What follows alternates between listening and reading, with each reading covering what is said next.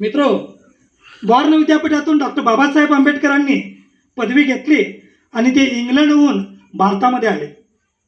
स्वागतासाठी संपूर्ण बहुजन समाज त्यावेळी उभा राहिला. अनेका कोपऱ्यामध्ये मात्र चोरून माझी रमाई बघत होती. बाबासाहेबांची एक नजर तिच्याकडे फिरली आणि रमाई शाहू महाराजांनी दिलेला जो फेटा होता तो नेसून तिथं थांबलेली होती.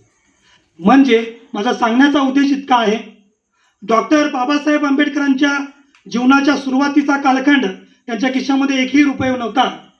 पण ज्यावेळी बाबासाहेबांचं कर्तृत्व आपण पाहतो त्यावेळी आमच्या समाजामध्ये बाबासाहेबांच्यासारखा श्रीमंत माणूस कोणीही नव्हता. कारण जगामध्ये एकमेव माणूस आहे ज्यानं पुस्तकांसाठी घर बांधलं. आम्हाला राहायला घर नाही आणि बाबासाहेबांनी पुस्तकासाठी राजगृह नावाचं घर बांधलं. इतका श्रीमंत माणूस, पण त्याला साथ देणारी, वेळप्रसंगी शेणी उचलणारी, शेणीचं विकून पैसे आणून बाबासाहेबांना पुस्तकासाठी पैसे देणारी त्यागमूर्ती रमाईचं जीवन फार त्यागी आहे आणि तिच्यामुळेच बाबासाहेब घडले असं माझं प्रामाणिक मत आहे. मित्रहो, ज्यावेळी डॉक्टर बाबासाहेब आंबेडकरांचं